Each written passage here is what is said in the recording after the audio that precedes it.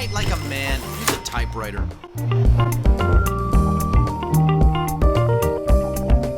Like if you look to Job, God actually was like, hey, what's going on, Lucifer? And Lucifer was like, oh, I've just been around, causing trouble, doing a thing. And he's like, have you heard of Job?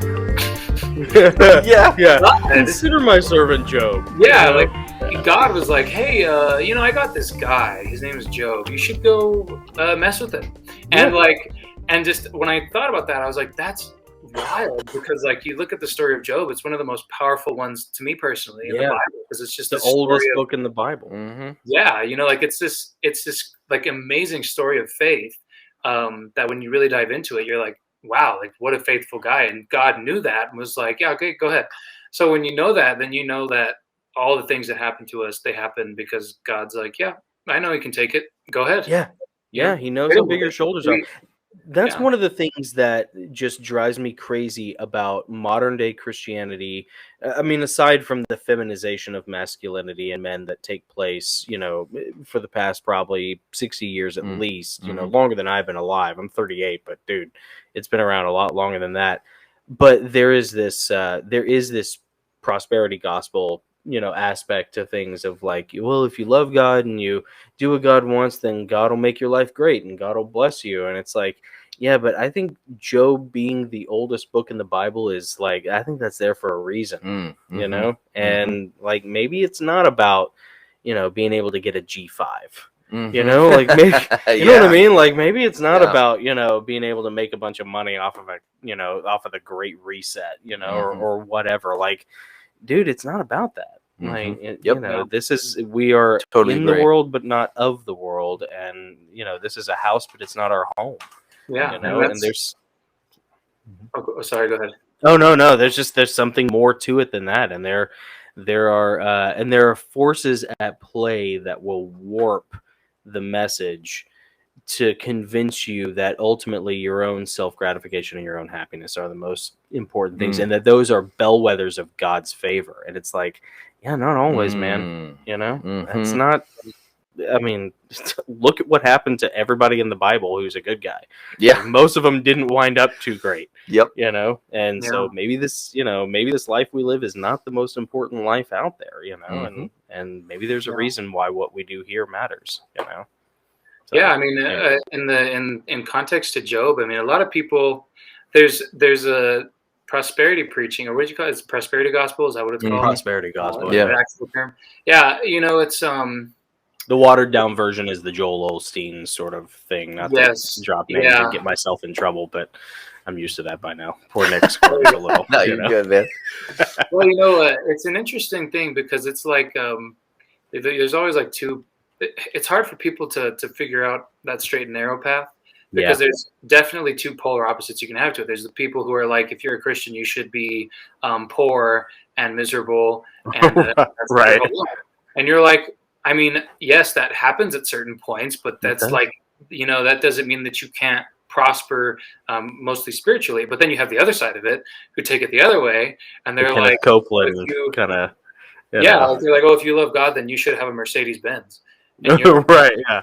And if you don't have a Mercedes Benz, or if you're not giving me $7,000 so I can have a Mercedes Benz, you don't love God. You don't have the faith. Right. And it's like, man, what about like, I mean, I could do a whole thing on like sell your cloak and buy a sword, but what about just that whole thing of like being content with what God gives you? You know? And that's it. And so the beauty of that is that in Job, like another reason why I love his character so much, or I shouldn't say it like that because it makes it sound like it's a tale of fiction, but Job, his character, like the person he was, he started out as a pretty wealthy guy. Like if you read the Bible, he was actually like a very well-off guy. He had plenty of cattle. He had a beautiful house. He had a lovely family, and he was a wealthy guy. But God took away everything, even his skin, like his flesh was falling from his bones, and like, so he had nothing. Like he had sackcloth on while his body was falling apart, and God took all that away. But despite all that, what did Job do? Job didn't go like, well, I was once rich and now I guess, even his wife comes up to him and is like, you should curse God and just die. Like at this point, and he's like, no, that's not what serving God's about. And he goes through all of that suffering for all of that time. And in the end, not only is Job like back to where he was, but he has double of what he had before of everything. And it wasn't because he went out and was like, I'm going to go figure out how to play the stock market and do all this stuff. It's because he didn't buy crypto. I'm not going to figure out how to invest in Dogecoin at the right time, like all this, this wonderful things that we do today. But it was like God gave him that. He was like, that is my good and faithful servant. And because of this, you are rewarded with this. And again, Old Testament types New Testament. What would that be today? Maybe it is a wonderfully huge house. And if that is the case, I'm happy. But most of those people, if they really, truly can handle it, that's what they'll get. But a lot of times what it is it's like a spiritual surplus of something to attain. And honestly, when you think of it New Testament wise, like it's like I've always been under the belief that God will give you exactly what you can handle. So if you can handle 40,000 a year and that's all you can handle, that's what you're going to get. But if you grow in your faith and you go through your trials and you are still faithful to the Lord, maybe that 40 will grow to 80, and maybe that 80 will grow to 200,000. You never know. Like it's different for everybody, but it shouldn't be like that's your goal. You never want to be like, oh, well, because then it's just a selfish goal. Yeah. Then it's just a material goal, and it's you cannot serve God and mammon. And the most frustrating thing about it is like, in the case of preachers who will not be named.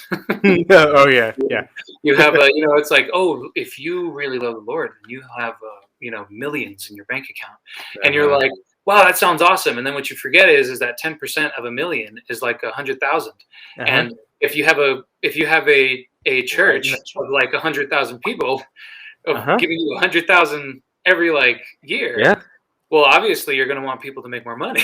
Of course. Yeah, that's the grift. That's the game. And it's been around for ages.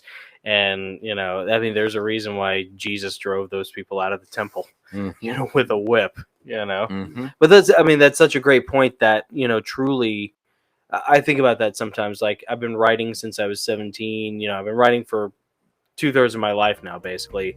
The same novel series, published it, blah blah blah. Like, and you get a little, in your darker, more self-pitying moments, you're like, dude, why isn't this like taking off? And then you think, you know what? Maybe I couldn't handle an HBO